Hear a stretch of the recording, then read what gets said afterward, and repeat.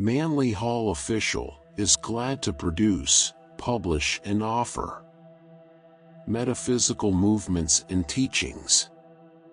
April 1st, 1936. Question: some metaphysical teachers promise that through the study of their philosophies students can evade the effects of certain natural laws such as reincarnation and karma. Other metaphysical teachers promise miracles of health and prosperity to their followers, and still others assure their disciples spiritual and material protection against the evils of life. Please clarify the relationship between codes of spiritual action and the material rewards arising from such action. Answer: as we have explained in previous letters of this series, the field of popular metaphysics is now a battlefield of competitive isms. There is no code of fair play among the merchants of pseudo-religion. Memberships are built up on the catch-as-catch-can policy. All is fair in love, war, and metaphysics. Many cults unquestionably set out on a sale. Call high fees firm, and popular fame their own community. The poor desire money, the modest desire comfort, and the wealthy desire more wealth. The ideas behind these movements are not big enough or substantial enough to command a general hearing or a wide acceptance. It is when faced with such a problem that metaphysical movements frequently sacrifice integrity upon the altar of success. It was once observed by a prominent businessman that it takes a great deal of advertising to sell an inferior product, and nearly all over-advertised products are inferior. In metaphysical movements, two distinct types of organizations are easily distinguishable. The first is the comparatively sound and sensible type, which advertises modestly and holds its memberships together by the value of the instruction given and not by extravagant misstatements of fact.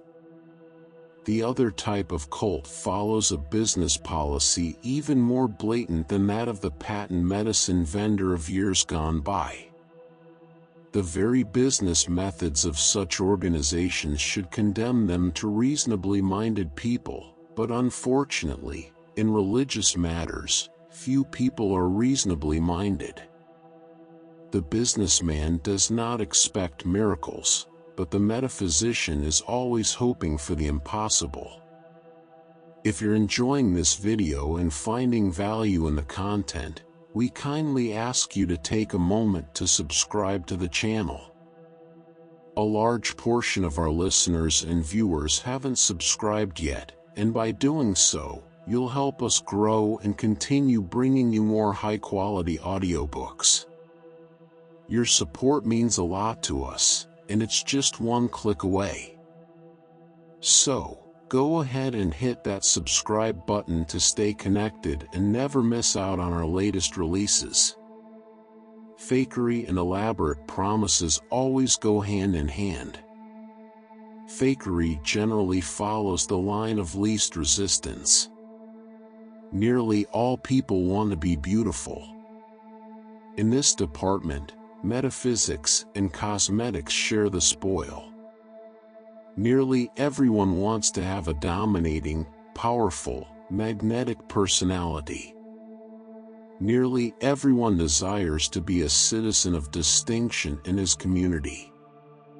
The sick want to be well, the lame, the halt, and the blind want to be relieved of their infirmities. These desires taken together are a fertile field for an individual with the exploiting instinct. 50% of the population of this country may be regarded as poor, and poverty is a terrible thing under an economic system which reserves practically all opportunity for the wealthy. No small proportion of the population may be accepted as suffering from some form of poor health, real or imaginary. Add to this the spiritual fact that nearly every living person has a bad conscience, and you can get some idea of the magnitude of the problem under consideration.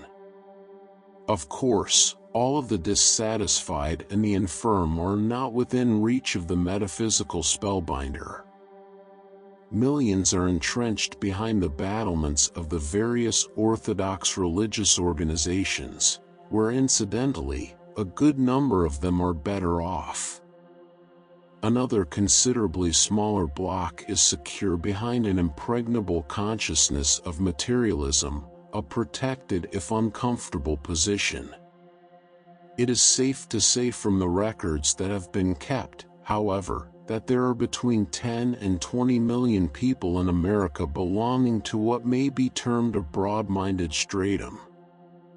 These people, most of them well-meaning but the majority utterly ignorant of the facts of life, are imposed upon year after year and deceived time after time, wasting time and money upon unimportant or fraudulent beliefs and doctrines. But if fraud succeeds and reaps a golden harvest, all of the blame does not rest with fraud. A person stupid enough to be deceived, and waiting with an open purse for some fantastic personality to come along and fleece him, is certainly a party to the crime. People fundamentally honest, in either material or spiritual matters, are not easily fooled.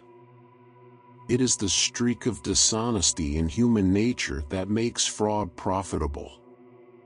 People desiring something they have not earned are almost certain to lose in their effort to get it. It is the stupidity and cupidity of millions that sustain corruption in every department of society, and religion cannot remain pure and undefiled while the men who make up the belief are in themselves corrupt. Many metaphysicians have come to me with their tales of woe, of how they only wanted the elixir of life, the philosopher's stone, and the secret of eternal wealth, that it had been promised to them in 10 easy lessons at the ridiculously low sum of $25, and that they had been viciously cheated by a nasty man who could not deliver the goods. The picture is extremely ludicrous unless you are the victim, then it is a dastardly disaster. While it is probably true that the misrepresenting mystic should be behind bars, it is also true that people fooled by such nonsense ought to be kept in a safe place also. If a man says to you that he can stop the workings of reincarnation and karma, suggest that he first give you a practical demonstration of his ability by stopping the motion of the sun, or like Canute the Dane, seat him by the shore of the sea and order him to change the tides. Universal law is as immutable as the seasons, as inevitable as the course of the stars, and no metaphysical maestro is going to alter these inevitables in 10 lessons or in 10 million lessons. The law of cause and effect is as inevitable as day and night, as certain as the tides, and as constant as the ages. This law says that as ye sow, so shall ye reap. What you give comes to you, what you have not earned can never be yours, and neither God nor man can alter the complexion of these facts. Universal laws are inevitable, and the universe is never for one moment trusted to the keeping of the prophet, false or true. There is no teaching more dangerous than that of special dispensation and special privileges. There are no such things in the universe, and anyone claiming to be able to administer them is either self-deluded or fraudulent. If there be one thing constant in the universe, it is law. This law is the hope of the wise, the firm rock upon which the informed build their philosophy of life. It is a fatal day for the truth seeker when he lets some pseudo-Mahatma talk him out of the realization of universal integrity. Now let us see something of the truth of the situation. What are the material results of a life dedicated to a spiritual code of action? Of course, we are referring now to a life. This does not mean a few weeks of instruction or 10 simple lessons. It means exactly what the words themselves mean, a lifetime, year after year lived honestly and intelligently. A man is not spiritualized because he reads books, or because he studies with some famous teacher, even if that teacher is bona fide. He is not spiritual because he knows spiritual people, or because he recites a few platitudes morning and evening, or because he goes into the silence, or because he prays a formula, or because he chants Sanskrit, or because he pays dues to a metaphysical organization, or because he has been initiated into some mystical cult. He is only a spiritual person because year after year he lives a spiritualized, philosophical life. There is an old saying common to the clergy, that the parishioners want to go to heaven on the coattails of the ministry, and there are a great many people who believe that their spiritual salvation is all worked out because they have joined an organization with advanced views, or because they believe in reincarnation and karma, or because they love animals. Some think they work out their eternal destiny with diet. Others strive to breathe their way into a divine state.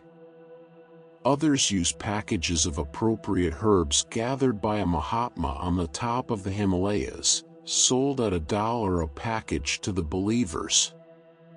Religion is not a fancy process of mechanical exercises or affirmations. It is not something that you rub on. It is something you live day by day. Religion is the improvement of the self by a constant course of self-discipline, called the philosophic life. It is something to be lived, not talked about, something to be practiced, not affirmed. The great metaphysical systems of the past have descended to us in a fragmentary condition due to the centuries of theological blight that nearly destroyed classical philosophy.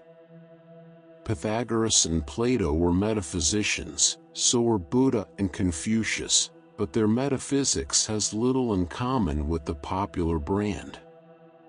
The school of Pythagoras produced over 150 great philosophers, men who conquered the physical life and rose sublimely above all of the limitations and illusions of the flesh.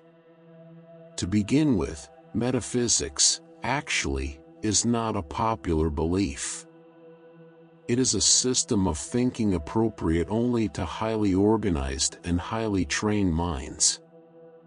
If one of these souls desires to venture upon metaphysics, she must realize that she is attempting a study that has taxed the capacity of the world's best organized intellects.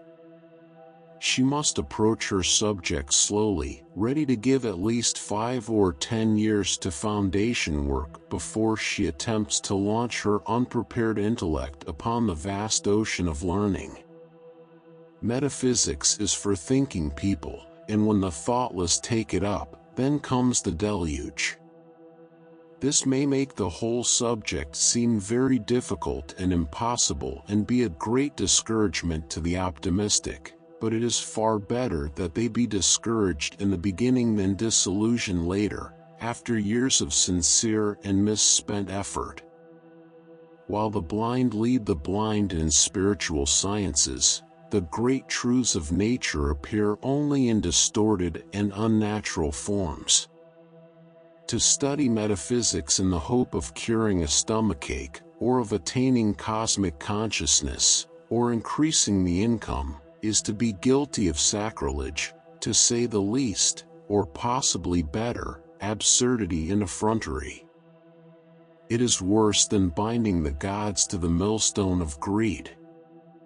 The trouble with modern metaphysics is that the majority of so-called metaphysicians have not the slightest idea as to either the subject or its scope. An appropriate simile is difficult. We might say that metaphysics is a vast structure, a noble temple, with its footings in the foundation of the universe and the vast arch of heaven itself, its only roof. The ages have sought for truth. Hundreds of millions have lived to achieve it, and millions have died for it. Heroes, martyrs, sages, saints, and prophets, world saviors, and demigods of forgotten ages, are the priests of this great house. The gates of this sanctuary are to be approached only with reverence.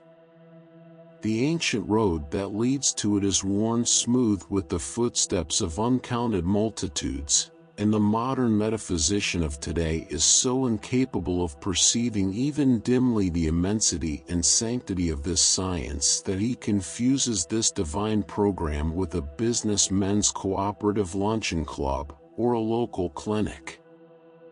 The ancient wisdom offers nothing to a disciple of the great work but the opportunity to improve himself by a consistent program of intelligently directed effort. In the East, discipleship is a rigid discipline without reward or promise. No individual is ready for a religious or philosophical life while he has to be induced into the process of being good by promises of material reward. Wise men study philosophy, not so they will remain young forever, but that they may grow old wisely. No man studies the ancient wisdom teachings with a view to increasing his personal wealth, because philosophy, if anything, will probably separate him from what he now has. Philosophy makes men rich not in outward possessions but in inward consciousness. Philosophy stores up treasures within, where thieves cannot steal nor time corrupt. Jesus did not teach a doctrine of wealth and prosperity. He bade those who would be his disciples to leave what they had and come with him. It is written of the Christian master that the foxes had holes and the birds had nests, but the Son of Man had no place to lay his head. Buddha left wealth behind and journeyed up and down the Indian road with a beggar's bowl. Muhammad sacrificed a fortune and became a hunted wanderer without wood for a fire or enough food to eat. He wove his own clothes and pegged his own shoes. The philosopher lives to give to others, and to bring joy to others and to serve others, retaining less and less for himself. How different is this glorious impersonal vision from the distorted picture of hundreds of foolish people listening frantically to metaphysical platitudes, in the hope that this listening will add a few dollars to their income. The whole picture is just wrong. The words of the great are misquoted. Fraudulent teachers try to picture Jesus as teaching a doctrine of prosperity, the Eastern saints as inviting the foolish to nirvana.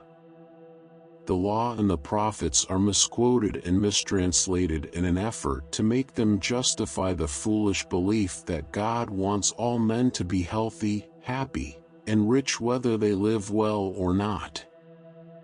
As a matter of fact, the universe has no particular interest in man's happiness, any more than man is moved deeply by the state of comfort or discomfort that may exist in a beehive or anthill. In nature, man is simply a troublesome biped, of distinctly destructive tendencies, living off the toil and life of others. In order to be happy, man must live well.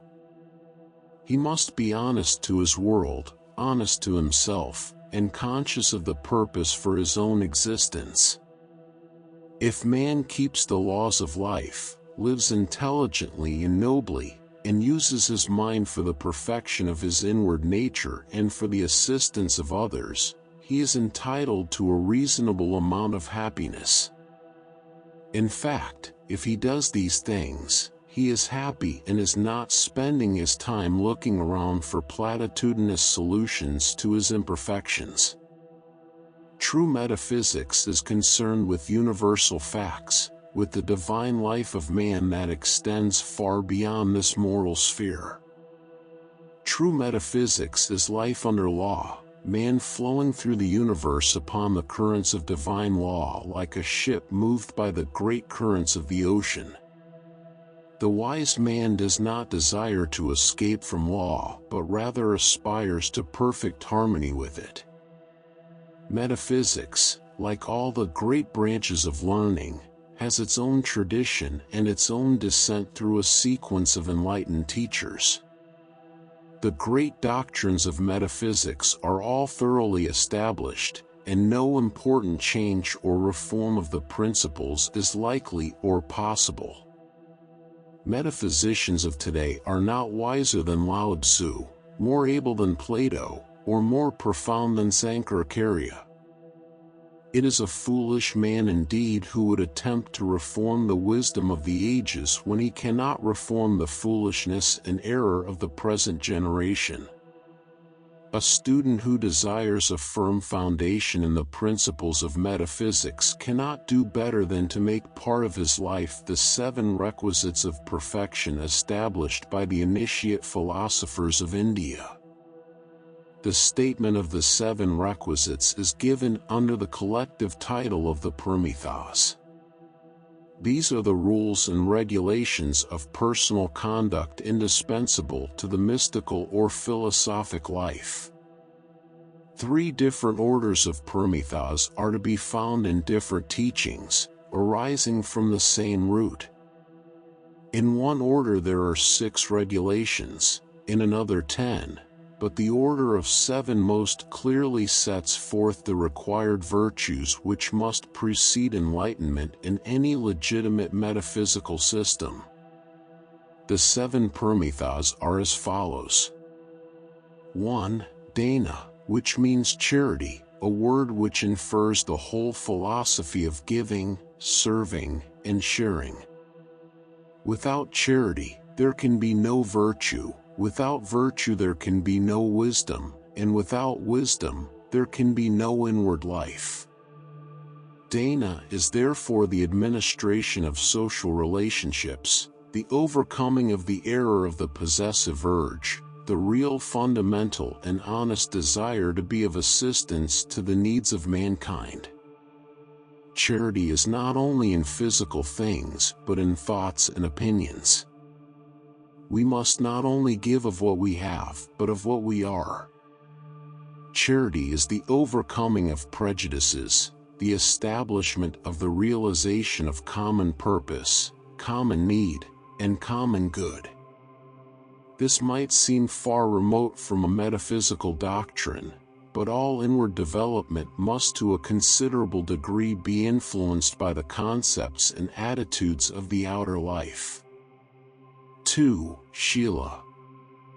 This word is variously interpreted to mean either harmony, obedience, or the keeping of the precepts, that is, the various regulations of virtuous conduct. Harmony is inward peace arising from realization, from obedience to the laws of life, and from the keeping of the philosophical precepts. Harmony is the beautifying of action, the invoking of an entirely constructive and cooperative mood. The thought may be summed up in the Western statement that he who lives the life shall know the doctrine. Without harmony, there can be no sensitiveness to superphysical realizations. Without obedience, there can be no organization of the life into a pattern appropriate to the achievement of philosophical understanding. To keep the precepts means to obey the laws of life, for no man can outrage the universal dictums and be capable at the same time of understanding the secrets of life. 3. Kshanti. This may be interpreted as either perseverance or patience. Perseverance is continuity of effort, the continuance of striving over a long period of time. Metaphysics is a science not easily mastered. Years and lives must be spent in unbroken effort if the great goal is finally to be attained. Patience is willingness to wait, and without patience, the long process of perseverance cannot be finally consummated. Patience is not only willingness to wait, it is indifference in a sense to the time element and accomplishment. One must forget his hopes of illumination in 6 months or 6 years or 6 lives, continue sincerely in his effort, and realize that the reward will come in due time. The workings of nature are not to be hastened by any desperate effort to accomplish everything here and now. Without patience, there can be no illumination, no consummation of effort. Metaphysics is the most profound form of human knowledge, and the rewards of effort in this direction should not be envisioned as imminent. Man should never expect metaphysical enlightenment until he has perfected himself in every department of living and thinking. 4. Vorag. This is interpreted as the higher indifference, detachment, the ability to release oneself from the striving of the senses, from all imoderations of aspiration or ambition, yes, even from the hope of the result or reward of effort. Obeying the law for its own sake, living nobly because it is the noble way to live, doing all things well without hope of reward or fear of loss, indifference to life, to time, to persons, and to things, a complete release from the stress of striving, the hopes of success, fears of failure, all dispelled by a sustaining inward tranquility. Without detachment, there is no achievement. Philosophical indifference is not the type which neglects responsibility but does all things well, at the same time not permitting the doing or the things done to disturb the tranquility of the inward sense. 5. Virya. This may be interpreted as either effort rightly directed, or courage wisely administered. Really, the thought is effort or striving without effort, a subtle Eastern metaphysical distinction. The doing of the thing is smoothly and subtly performed. All courage is directed towards the overcoming of the obstacles between the present state and the final illumination, the courage to renounce all lesser things in the cause of the greater, the courage to face danger, ridicule, criticism, and even martyrdom with perfect poise, the mind fixed on the ultimate goal. Striving, in Eastern thought, is not a desperate running around or a panting after power. It is a gentle but inevitable force, never acknowledging defeat, moving slowly and certainly, beautifully and virtuously towards enlightenment. 6. Dhyana. This is contemplation, meditation, the inward envisioning of the goal of effort, the retiring of the objective into the subjective. At this point, the disciplines become esoteric. Dhyana is man's subjective union with the law. Through the practice of it, the individual merges himself with universals. The true significance of the meditative process is not often understandable to those who have not already thoroughly practiced the preceding paramitas. Dhyana is the practicing of the inward life, the silent realization by which man is finally instructed in the great universal truths, by these very truths themselves, which flow in upon him and fill him with the law itself. 7. Prajna. This is the last of the paramitas and is variously interpreted as either wisdom or the capacity for subjective perception. It consummates the processes, and through the practice of prajna, wisdom, in the sense of the eternal truths of being, is finally attained. The quest ends in truth and the law. Individuality is submerged, personality is eliminated as a philosophical factor. Universality alone continues. The Paramitas begin in simple, physical virtue, and end in transcendent metaphysical accomplishment.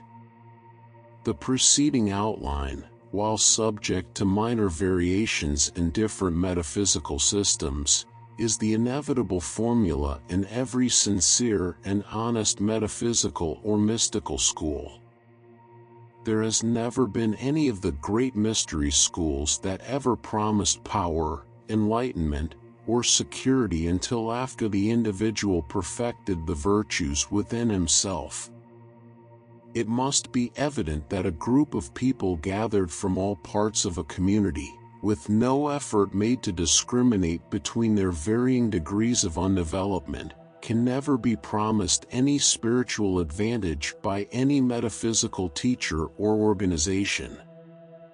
Metaphysics is all inward chemistry, philosophical chemistry, based on the principle, the better we are, the more we can know. If we are not anything in ourselves, it is humanly impossible for any being, human or divine, to impress upon us the realization of truths beyond the state of our own development.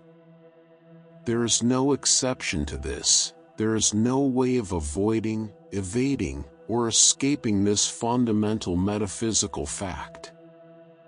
Any effort to force conditions which are not merited comes under the heading of black magic or sorcery. A sorcerer is simply a person who uses the mechanical processes of the will in an effort to force out of nature things or conditions not merited under the law of karma. By hypnosis, by the exercise of willpower, by formulas, it is sometimes possible to temporarily here in the physical world force the semblance of unjustified conditions. A man can steal by metaphysical means just the same as he might rob a bank or forge a name, or in some other harmful way come into possession of that which is not his own, but the mere fact that it can be accomplished in such a manner does not justify the process nor make right the wrong principle which is involved. By the malicious use of willpower and animal magnetism, the law of cause and effect can apparently be nullified for a short time. But again, the mere fact that it can be accomplished does not establish the integrity of such a process. The only way in which any individual can honestly possess what he desires is to earn or deserve that thing. Again, there are no exceptions. When some metaphysician stands up and tells you that he has a private way with the universe by which he can justify the misuse of power, only very foolish people will pay any attention to him. Black magic is not philosophy any more than bank robbery is ethics. If the whole problem is lifted to a metaphysical level, untrained minds are very apt to lose sight of values and proportions. Metaphysical black magic has flourished for many thousands of years, for there always has been and will probably continue to be for an indefinite period of time a class of people who desire to possess without the labor of acquiring by legitimate means. No one can be morally dishonest and at the same time pretend to be spiritual or philosophical. On the other hand, it would be wrong to say that man's spiritual efforts, when wisely and honestly directed, are not rewarded in a wholly adequate way. The reason why most metaphysicians are not rewarded for their metaphysics is because they are following faulty and erroneous lines of thought and do not deserve reward. Men like Plato, Socrates, and Aristotle have been rewarded for their integrity not only by philosophical security during the periods of their lives, but by the generous praise of posterity that will remember their names and works until the end of time. Greatness may be obscured in its own day, but it survives as a monument to itself and to those who achieve it. There were many brilliant men among the Athenians whose names have not survived to this century because the measure of their achievement was too low to be regarded as a contribution to the eternal welfare of man. Politicians, diplomats, princes, the rich, the proud, and the pompous who were important and revered in their own day find no place in the memory of man. The ages sought out values. That which is real ultimately receives the approbation of the race. Thus we may say that wisdom bestows security upon the individual while he lives, protects him in the invisible world to which he goes, and bestows immortality upon his name in the world which he leaves behind. What more can the reasonably minded person desire than that the good things he does shall live after him, to deserve and receive the gratitude of humanity? Wisdom bestows a security far beyond that of wealth, gives inward peace and outward patience. It clears the mind of innumerable false values that clutter up the reasoning of the majority. It frees thought to contemplate the real. Philosophy rewards men with a coinage of its own. It gives them that which they have earned and which the world cannot take from them. Wisdom is its own reward, and those who possess it can never be humiliated, impoverished, or degraded. Wisdom is not of this world but of the secret world that lies behind. The rewards of wisdom are not of this world but also of that secret place which is the abode of wisdom. Wise men retire from worldliness to dwell in the presence of truth, and in this achieve the rational end for which the human fabric was devised. Hence, we cannot say that the quest for truth is all struggle and no result, for with each small gain we make within ourselves, there is an appropriate extension of consciousness and enlightenment in our natures. The only thing is that we must learn not to think of philosophy in terms of dollars and cents, of real estate and of mortgages. Philosophy does not pay us in dollars because they are not of the world of philosophy. Man has an erroneous idea that by unfolding consciousness he can become one of the princes of the earth, possessing all material things and an object of universal admiration. If a man wishes to prove it in business, let him study not religion but business methods.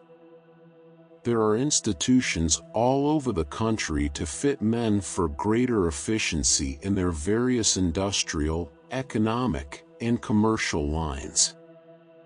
One does not study philosophy to become a salesman, one studies salesmanship.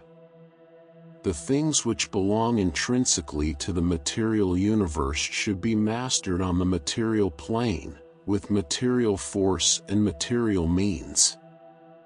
Religion is not super salesmanship, nor is it a substitute for the doctor, the dentist, and the grocer.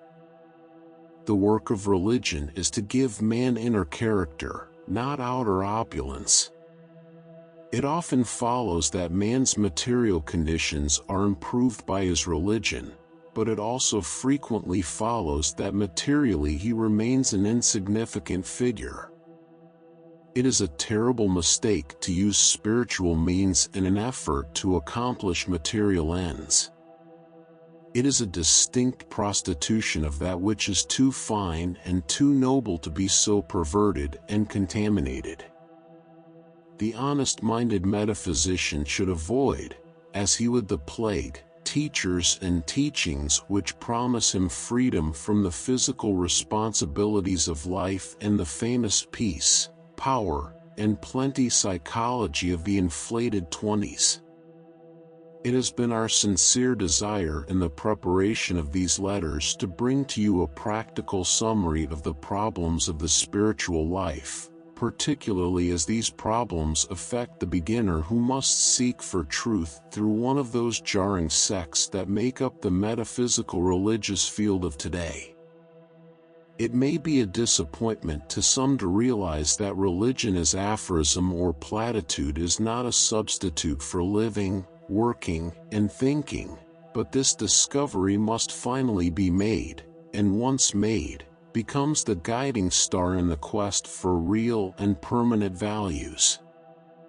If we could only restore some of the dignity and the beauty of ancient religion, if we could only bring back that olden day when the great philosophers and their disciples wandered the roads of the world, teaching the glories of the universe and the wonders of the inner self.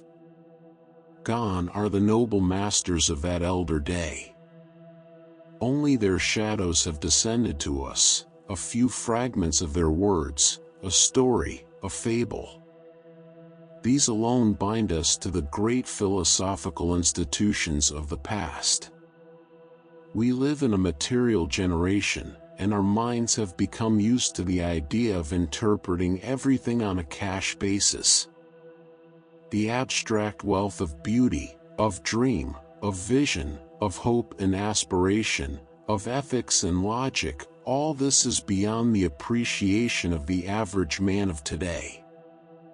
We must interpret all knowledge into the productive channels of industry, or else that knowledge seems very remote, abstract, and impractical. The underlying materialistic psychology of the age contributes much to religious fraud. We attempt to establish our theologies on the profit system. Confused by the standards of this generation, we even try to make moneylenders of our sages and exploiters of our prophets.